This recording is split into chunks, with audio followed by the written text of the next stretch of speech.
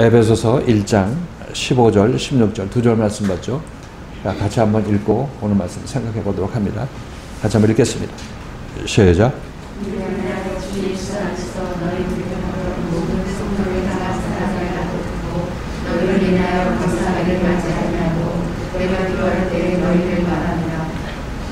이를 인하여는 그 다음 절에 걸린다고 그랬죠. 이를 인하여 너희 때문에 하나님께 감사하기를 그치지 아니한다, 이렇게 얘기하고 있습니다. 이 얘기는 하나님께서 에베소 교인들에게 정말 하나님의 사람, 하나님의 아들, 하나님의 기업으로 만들기 위해서 역사하심을 보고 하나님을 찬양하고 감사했고, 또 거기에 순응하는 이 에베소 교인들을 보고 또 그들을 칭찬하기도 했고, 또 그렇게 역사에 나가시는 하나님께 감사한다, 이렇게 사도 바울은 얘기를 하고 있는 것입니다. 자, 이를 인하여 하나님께 감사하기를 그치지 아니하고, 이렇게 연결된다고 말했습니다. 그래서 이를 인하여는 그 다음 절 16절에 걸리는 거예요.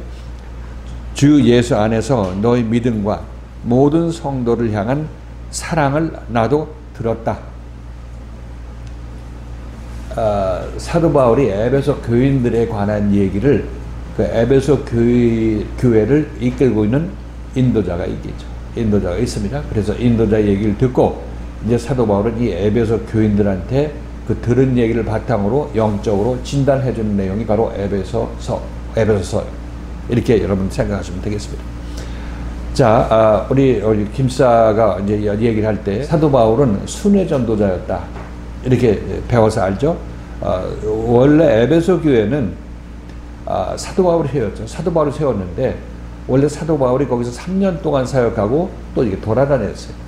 2차 전도여행 돌아올 때 에베소 교회를 이제 브리스길라와 아굴라를 만나서 교회를 설립했죠. 그래서 그들한테 맡기고 다음에 3차 전도여행 때 거기서 3년 동안 에베소 교회에서 사역을 했어요. 그래서 3년 동안 거기서 있었죠. 그런데 지금 우리가 이 말씀을 살펴볼 때, 에베소서를 살펴볼 때, 이 사도 바울이 그 교회에 쭉 있으면서 담임 목회자로 있지 않았고 순회 전도자로 이제 다니면서 있었는데, 어떻게 이 말씀을 그 사도 바울이 직접 에베소 교회에서 처음부터 끝까지 있는 것처럼 우리가 해석해도 되겠느냐, 이런 의미를 갖고 있었던 거죠. 근데 서신서라는 전체 자체가, 이 로마서부터 유다서까지 전체가 이 사도들이 이 서신을 썼지만, 사도들이 서신을 쓸 때는 우리가 사도들이 그 교회에 있을 때 서신을 쓰지는 않겠죠. 제가 좀 여러분이 할 때 뭐 편지 쓰겠어요? 편지를 안 쓰죠. 내가 어디 멀리 떨어졌을 때 편지를 쓰죠. 그러니까 서신서 자체가 서신서를 쓴 사람하고 그 교인들하고 떨어져 있을 때 쓴 거란 말이죠. 히브리서 기자도 마찬가지죠. 히브리서 기자도 히브리 교인들하고 떨어졌을 때 히브리서를 편지를 쓴 것입니다. 이전에 같이 있었다 이렇게 생각할 수 있겠죠. 그런데 어떻게 지금 우리는 에베소 교회하고 우리 교회하고 교회하고 같이 비교해서 제가 여러분에게 말씀드렸죠. 그래서 그것은 사도 바울이 예를 들어서 에베소 교회의 어떤 지도자들 통해서 교인들의 어떤 점은 얘기를 듣고, 이제 사도 바울이 이 편지를 에베소 교회한테 쓰는 것은 에베소 교회를 당시 인도하고 있던 그 사람들을 대신해서 쓰는 것입니다. 그렇죠? 대신해서 쓴다는 얘기는 사도 바울이 하고 싶은 얘기나 아니면 그 교회 인도자들, 거기 담임하고 있는 그 인도자들이 하고 싶은 얘기나 같은 얘기라는 것이죠. 사도 바울은 직접 거기 담임을 하지 않았지만은, 그러나 그 담임하고 있는 그 사도 바울이 세워놓은 그 교회 지도자들, 인도자들하고 사도 바울하고 한 생명을 가진 사람이죠. 한 마음을 가진 사람이라는 것입니다. 그래서 지금 사도 바울은 자기 자신이 세워놓은 그 지도자, 인도자를 통해 인도자하고 이 사도 바울하고 한 마음이라는 것을 알 수가 있어요. 그러니까 이 교인들이, 성도들이 그 인도자, 사도 바울이 세운 인도자를 어떻게 대하는 것은 이 교인들이 어떻게 사도 바울을 대하는 거하고 마찬가지라는 얘기죠. 그렇죠? 그러니까 그 사도 바울도 내가 세운 사람은 내가 그를 인정해서 나와 같은 생명을 가졌기 때문에 세웠는데, 이의 얘기를 잘 듣고 이가 너희들 책망하면 그건 내 마음으로 책망하는 것이다. 이렇게 얘기를 하고 있고 자기 이 거기 담임하고 있는 인도자하고 사도 바울 자신하고 동일화시키는 것이 마땅한 것입니다. 예수께서도 하신 말씀이 너희들은 제자의 말을 들어 그 말 듣는 것이 내 말 듣는 거야. 너희들 제자한테 항변하냐? 그건 나한테 항변하는 거야. 이렇게 말씀하시는 것을 알 수가 있습니다. 어떻게 이 서신서를 우리가 어떻게 읽어야 될지에 대해서 여러분들이 다시 한번 생각을 하셔야 된다고 말씀드리는 거죠. 우리 교회에 대해서 제가 이제 사도 바울을 내가 만났다고 그래요. 사도 바울에 만나서 우리 교인들은 이렇게 하고 이렇게 합니다. 이렇게 하게 되면 사도 바울이 우리 교회에 편지를 쓰겠죠. 편지를 쓰면은 그 편지를 쓰는 것이 제가 여러분에게 하는 그 내용하고 절대 상치되지 않는 내용으로 쓸 수밖에 없는 것입니다. 같은 생명을 가진 자이기 때문에. 그렇죠? 그러니까 사도 바울이나 예수 그리스도는 저를 통해서 여러분을 대하는 것입니다. 당연하죠. 그게 당연하죠. 나중에 예수께서도 말씀하실 때 너희들은 나에게 잘 순종했다. 근데 나에게 순종했다고 얘기하는 것은 바로 자기 자신을 예수의 생명으로 인도하는 그 인도자들에게 온전히 순종한 자를 보고 너희들은 나에게 순종했다고 얘기하시겠죠. 그렇죠? 이 관계를 아시겠죠? 그래서 사도 바울은 직접 거기 담임을 안 했는데 왜 담임한 것처럼 얘기를 하느냐 이렇게 여러분이 의문이 가진다면 하나님께서 세운 하나님의 사람은 누가 하나님께서 세운 하나님의 사람을 대적하면 여러분들은 하나님께서 하나님을 너 왜 대적하냐고 얘기하죠. 그렇죠?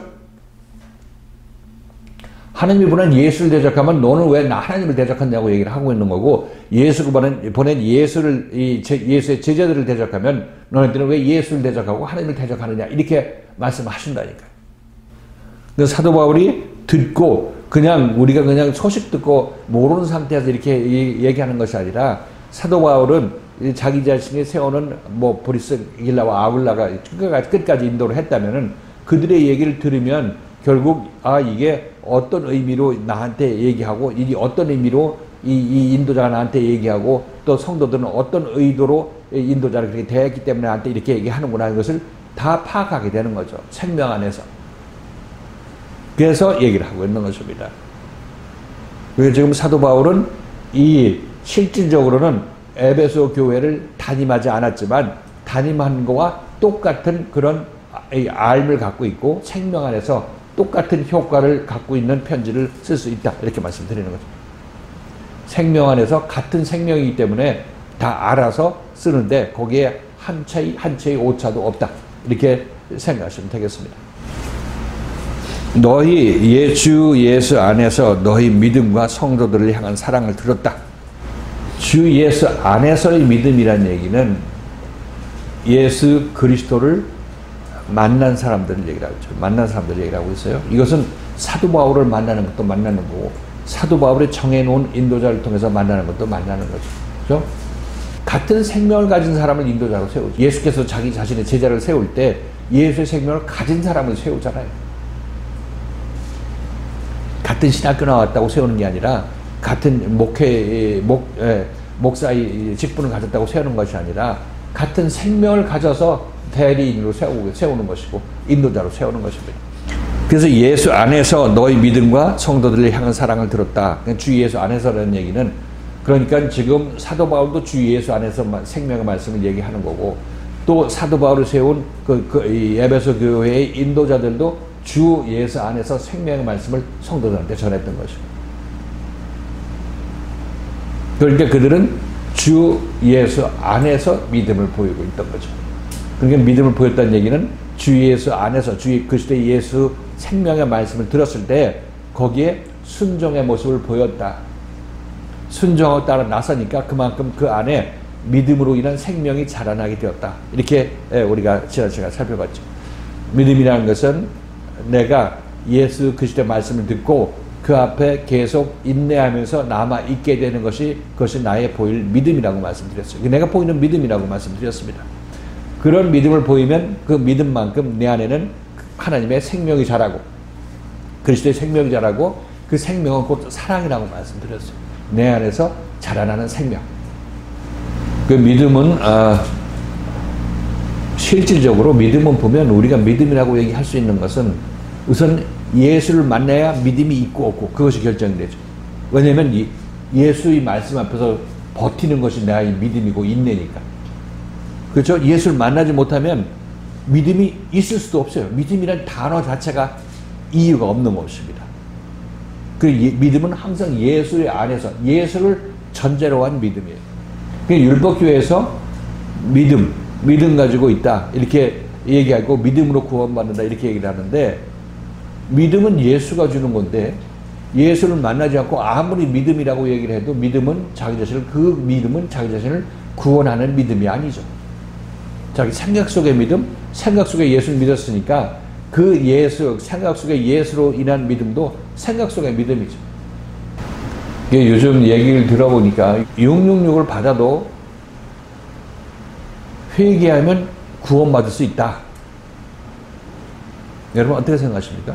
666을 받았을 때 그 특징들 있잖아요. 뭐 네. 세세토록 뭐 영화에 그래서 우리가 이미 666이라는 것은 하나님을 떠나서 이 땅에 온 우리들이요 이미 666이라는 그 특징의 그 하나님 없이 고되고 힘든 삶을 사는 것 자체이기 때문에요. 그래서 이미 666을 받는다 안 받는다라는 그런 개념보다는요.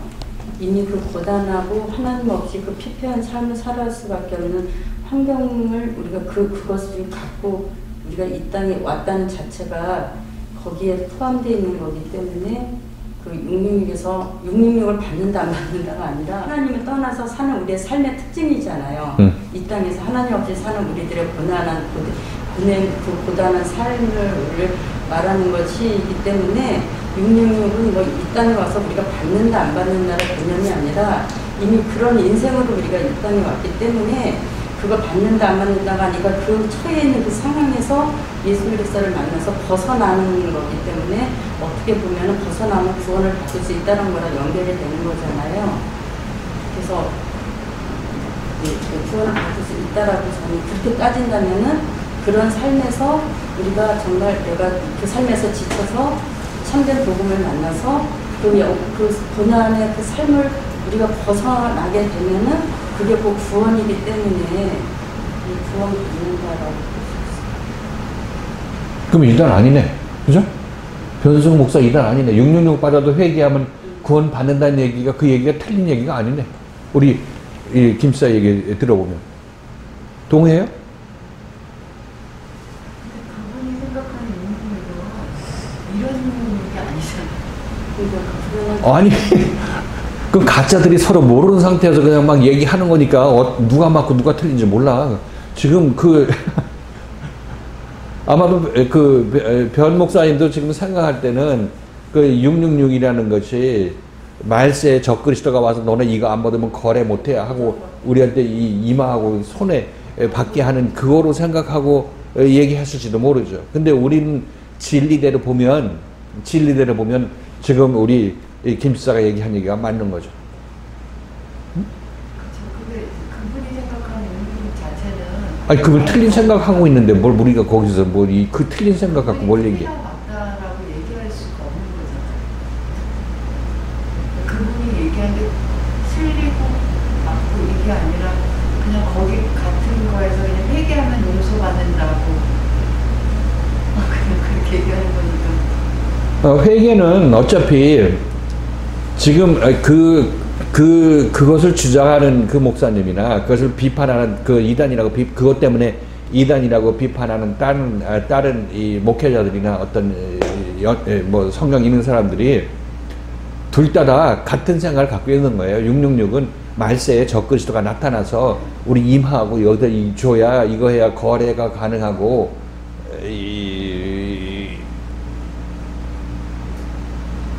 거래가 가능하고 이표 받으면 우리는 그냥 죽는다 이렇게 우리는 생각하고 안 받으려고 하고 있는 거 아니에요? 안 받으려고 하고 있는 거.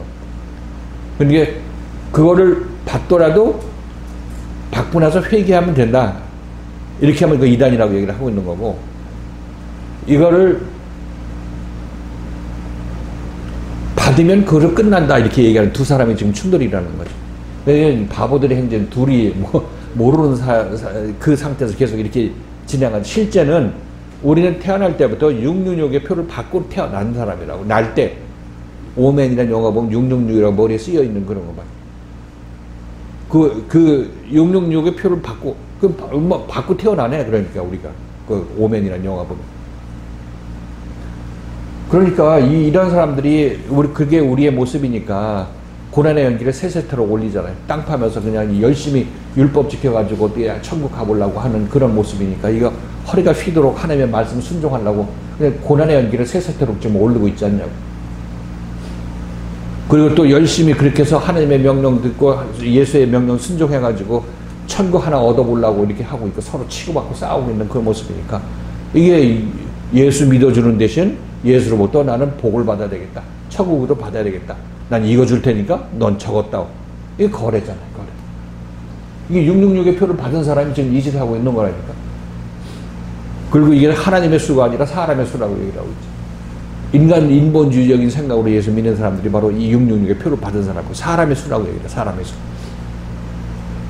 근데 그 두 사람이 받았는데 뭐 어떤 회개하면 뭐 구원을 받는다. 한 번 받았으면 구원을 절대 못 받는 이 두 사람 다 틀린 이유가 우리는 이미 받고 나왔는데 그 사람들이 이 땅에 살면서 내가 뭘 행위해서 받는다라고 생각하는 그 개념부터가 틀린 거예요. 그렇죠.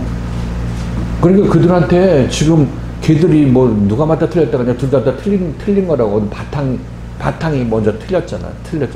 근데 우리 진리식으로 보면, 우리 진리의 눈으로 보면 666을 받은 사람이 회개해야 그 표에서 벗어나게 되는 이마에 입 맞지 않은 사람이 되는 거 아니야. 그 666의 표가 우리로부터 사라진 사람이 되는 거 아니냐고.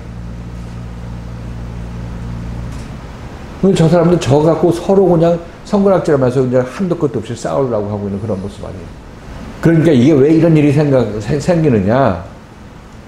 참다운 예수 그리스도를 만나지 못했기 때문에 믿음이 뭔지도 모르고 666이 뭔지도 그 사람들 모르는 거야. 이 말씀을 만나기 이전까지는 모른다니까. 싸워도 뭐 정의로운 진리의 말씀 갖고 싸워서 인생 허비하게 되면 그것도 의미가 있는 거죠. 인생 허비한다기보다 인생 잘 살면은 의미가 있는 거죠. 그렇죠. 이건 틀린 사람끼리 서로 싸우고 있으니까, 둘 다 그 바탕이 틀린 상태에서 서로 싸우고 있으니까 왜 이런 헛된 짓을 하고 있냐 이런 생각이 들 수밖에 없다고 말씀드리는 거예요. 실질적으로 우리가 예수 그리스도의 말씀을 만나서 그 말씀에 불순종하지만 않으면 어떠한 2단이고 3단이고 다 회개하면 구원받을 수 있어요. 불순종, 이 말씀에 순종한다는 얘기는 회개한다는 의미하고 똑같은 의미니까 다 구원받을 수가 있는 거죠. 근데 구원받지 못한 유일한 길이 이 말씀을 거절하는 것. 구원자의 말씀을 거절하게 되면 구원자가 구원하려도 이 사람이 안 받기 때문에 구원이 안 되는 거예요. 이 사람은. 이것이 뭐 소위 성령 회방이고 성령이 내 안에 들어온 것을 거절하는 그런 죄라고 얘기를 해서 성령 회방죄라고 얘기를 하는데, 이건 말씀을 거절하는 죄가 성령 회방죄. 666을 받은 죄? 그건 날 때부터 666 받고 왔는데 뭘 받은 죄야, 죄는. 아니, 그건 이미 죄인으로 왔는데, 그건 너도 나도 다 갖고 있는 건데, 그 몰라서 지금 못 떼내는 거죠. 몰라서. 너 666 받으면 큰일 나. 이렇게 얘기하고 있는 사람, 이런 사람들은 괜히 핏대 올리고 있고 엉뚱한 데 신경 쓰고 있는 거라고. 그게 전부 예수 믿는 사람이 그 짓 하고 있으니까 제대로 예수가 믿어지냐. 그렇죠? 그래서 예수 믿을 때 믿음, 사랑, 소망 이런 모든 것들은 예수를 만난 다음부터 시작되는 거야, 진짜가. 그렇지 않으면 저 밖에처럼 저렇게 엉뚱해 666도 그때 거기서 시작돼. 저 예수와 상관없이 그냥 논쟁이 일어나고 있는 거라니까. 서로 이단 정죄하고. 그죠? 믿음, 이것은 우리가 예수를 만난 다음부터 그 믿음이 뭔지도 그 예수에 대비해서 나타나게 되는 거예요, 우리한테. 예수의 말씀에 순종하고 남아있으면, 믿음이 있다. 그리고 예수의 말씀을 거절하면 믿음이 없고, 믿지 못하는 상태가 되는 것이고. 이거가 전부 예수의 하나에 의해서, 이 예수 하나에 의해서 결정된다는 거죠. 회개도 예수 말씀에 순종하면은 회개하는 거고, 예수 말씀 거절하게 되면 회개하지 않고 자기 고집 피우는 거고. 다 여기서 결정되잖아, 전부. 그 예수 안에서의 믿음이라고 얘기하는 거는 아, 예수의 말씀을 듣고 잘 따라 나선 것이 믿음이구나. 그 믿음이, 내 믿음이 너를 구원하였다 이렇게 말씀하실 때도 바로 그런 맥락에서 예수께서 말씀하신다는 것을 우리는 알아야 되는 것입니다. 그러니까 지금 에베소 교인들을 칭찬하는 거 보니까 지금 사도 바울은 에베소 교인의 순종하고 지금까지 열심히 잘 따라 나선 것을 놓고 얘기를 하고 있는 거죠. 그래서 사도 바울이 에베소 교회를 담임하고 거기서 붙박이로 있지 않았어도 붙박이로 있는 것으로 생각해도 여러분이 아무런 상관이 없는 것이고 붙박이로 있었던 것처럼 여러분들이 이해를 하셔야 이 말씀을 제대로 이해할 수 있는 거예요. 담임 목사처럼 생각해야 돼. 너희 믿음은 우리 내면에서 있는 거고 또 그 다음에 모든 성도를 향한 사랑을 나도 들었다. 모든 성도를 향한 사랑. 이 성도를 향했다는 얘기는 내 안에 믿음이 일어나서 믿음이 자리를 잡아서 믿음이 조금이라도 컸고 그로 말미암아 내 안에서 이 믿음이 자라나는 것은 결국 내 안에서 예수의 생명이 자라나는 것인데 예수의 생명은 곧 하나님의 생명이고 하나님의 생명은 곧 사랑이라고 말씀드렸죠. 사랑이 성도들을 향한 사랑이라고 이렇게 표현하는 것은 내 안에서 하나님의 사랑이 내 안에 자라났으면은 그것은 내 안에 더 자라날수록 하나님에 대한 경외함을 또 갖겠죠. 또 하나님에 대한 경외함을 갖는 동시에 또 이것이 형제를 볼 때도 하나님의 사랑의 눈으로 보게 되기 때문에 사랑이 또 내 밖으로 표출될 때 형제를 보는 눈도 사랑의 눈으로 보게 된다고 여기서 얘기를 하고 있는 것입니다. 그렇죠? 그리스도 안에서의 믿음이라고 얘기를 한 것은 그 사람의 성도들의 내면의 고침을 얘기를 하고 있고 고침이 어느 정도 진행된 사람은 밖으로 향한 그 믿음을 밖으로 향한 것이 사랑으로 표현된다. 이렇게 얘기할 수 있겠죠. 그렇죠? 사랑으로 표현. 성도를 향한 사랑을 너희들이 그 성도들을 향한 사랑을 잘 간직하고 있기 때문에 그 좋은 얘기가 나한테 들렸다. 이렇게 얘기를 하고 있어요. 그래서 우리 모두는 우리도 지난 주일날 말씀을 나눌 때 얘기했죠. 우리 교회에서도 처음에 이게 진리고 이거 아니면 없다 해서 우리끼리 열심히 의기투합해가지고 잘 해보려고 했다고 말씀드렸어요. 근데 하나님께서는 그렇게 할 때는 그렇게 하라고 허락해 주셨죠. 그렇게 열심히 하라고 허락해 주신 것입니다. 우리가 괜히 한 게 아니에요. 그런 감동으로 우리가 한 것입니다. 그렇게 하는데 나중에 이제 때가 되면 점점 이게 아닌데 삐끗삐끗 하는데 이거 갈등이 많이 생기는데 생각하고 여러분들이 깨닫게 될 때까지 그렇게 하나님께서 하게 만드신 것입니다. 우연히 우리에게 진행되는 일은 없어요. 그것이 꼭 필요한 과정이기 때문에 그렇게 하신 것입니다. 요즘에 와서는 이제 하나님의 뜻에 의해서 하나가 되는 길에 대해서 지금 배우고 있는 것입니다. 이게 제대로 우리가 배울 때가 돼서 배우게 되는 것입니다. 우리는 생각해 봤을 때 나는 그럼 처음부터 이거 내 이 일 안 하고 내 하나님의 뜻에 의해서 내가 고침받는 이 길을 하고 하나님의 뜻에 의해서 내가 형제를 사랑하는 그 길로 가야지 이렇게 생각하지만 여러분들이 먼저 거기서 열심으로 동참 안 했던 사람은 그냥 방황만 하던 사람은 지금 이 진짜로 하나님에 의해서 인도받는 이 사랑을 제대로 받을 수 있는 그런 훈련이 아직 덜 됐어요. 무슨 얘기인지 아시겠습니까? 우리가 그 전에 율법 아래서 열심을 냈던 그것을 바탕으로 이 복음을 받아들일 그런 기틀이 마련되는 거지 이때 허술한 기초를 마련해 놓게 되면 이걸 제대로 받아들일 수 있는 그런 지혜가 부족할 수 있다고 말씀드리는 것입니다. 왕도는 없어요. 율법 빼고 복음으로 바로 올 수는 없습니다. 율법을 충분히 채워야 그 다음에 복음의 세상, 생명의 세상으로 올 수 있다는 사실을 분명히 아셔야 되는 것입니다. 그래서 열심을 낼 때 열심을 내시라. 감동받았을 때 열심을 내시라고 말씀드리는 것입니다. 거기서 하나님께서 고칠 때 있으면 또 하나님께서 여러분에게 이렇게 하라 저렇게 하라 또 인도하실 것이니까 우리가 보일 것은 자기가 지금 마음속에 있는 모든 감동으로 열심을 내서 주님을 바짝 따라 나서려고 하시라고 말씀드리는 것입니다. 그래서 우리는 그렇게 열심을 내므로 율법적인 열심을 내므로 말미암아 복음의 사람으로 변할 수 있는 기틀이 마련되는 거예요. 율법과 복음은 서로 상반되는 것이 아니라 상호 보완적이라고 말씀드려요. 상호 보완적이라고. 그래서 이것을 듣고 이렇게 성도들에 향한 사랑, 이제 그리스도 안에서 정말 하나님께서 원하시는 성도들 간의 사랑이 무엇인지 한마음 되어서 같은 생명의 길을 가는데 정말 서로 위로해주고 서로 힘받게 해주고 하는 그런 마음이 여러분 마음속에서 점점 이제는 생기게 될 것입니다. 이것이 바로 이 성도들 향한 사랑이라 이렇게 우리가 이해할 수 있겠습니다.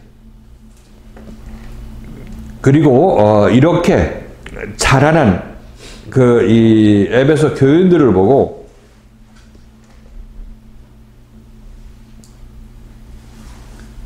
이렇게 자라는 에베소 교인들을 보면 지금 우리들도 이렇게 에베소 교인들의 그 과정을 따라서 이만큼 자라났다고 생각하십니까? 지금 예를 들었잖아요. 우리 예를. 그건 잘한 거죠.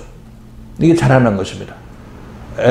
사도 바울은 에베소 교인들이 성도들이 자라났다고 기뻐하는데 지금 그 상황이 우리하고 딱 맞으니까 이게 바로 이 사도 바울의 이 칭찬은 여러분에게 하는 칭찬이기도 하다 이렇게 말씀드리는 것입니다. 너희를 인하여 하나님께 감사하기를 맞이 아니하고 너희를 인하여 감사하기를 그치지 아니하고 이 맞이 아니하고는 그치지 아니하고라고 고치라고 말씀드렸습니다. 너희를 인하여 너희 때문에 너희로 인하여서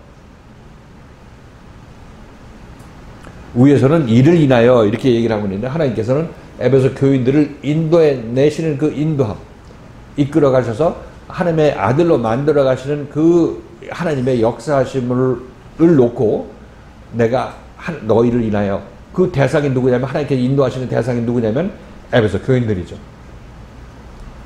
에베소 교인들을 놓고 이제 감사하기를 그치지 아니한다. 누구한테 감사하겠어요? 하나님께 감사하는 것입니다. 에베소 교인들한테 감사하는 게 아니에요.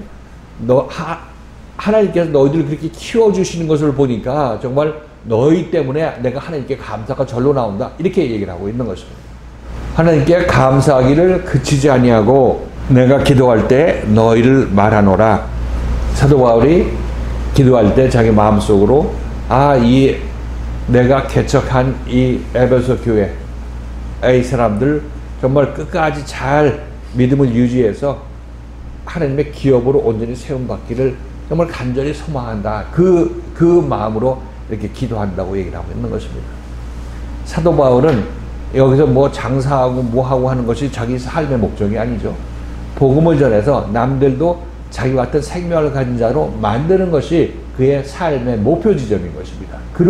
그렇게 사는 것 이외에 이 인생에 만족이 없는 것입니다. 그러니까 하는 일이 전부 그 모든 사람들이 그 사도 바울의 얘기를 들은 모든 사람들이 그 말씀 안에서 잘 자라나서 하나님의 아들들로 온전히 세움받기를 소망하는 거죠. 이게 기도 제목인 것입니다. 우리가 큰 사업을 하는 사람이 큰 사업이 자기 인생이 뭐 생사 화복이 다 거기에 달렸다 그러면 맨날 그것만 기도할 거 아니에요. 그거 잘 되게 해달라. 그죠? 사도 바울은 사람이 잘 되는 것, 사람이 제대로 자기 자신이 선포된 그 말씀을 듣고 온전히 서서 하나님의 생명을 가진 자가 되는 것, 이것이 바로 자기의 꿈에서 이 소원인 것입니다. 잘 때라 깼을 때라 항상 이런 소원을 가지고 있고 기도하게 되는 거죠. 여러분들이 큰 사업체를 꼭 성공시키려면 잘 때나 깰 때나 그거 놓고 기도하는 것과 마찬가지로 사도 바울은 우리의 생명이 온전히 자라나기를 기도하는 그런 마음이라는 것을 우리가 알 수가 있는 것입니다. 그래서 생명의 말씀을 가진 사람들은 생명의 말씀을 전하고 그 받는 사람들이 온전히 바로 서서 그 생명 안에서 참된 하나님의 생명을 가진 자들로 거듭나기를 소망하고 항상 간구하고 있는 것입니다. 하나님께 기도할 때 그 내용으로 기도한다 얘기를 하고 있죠.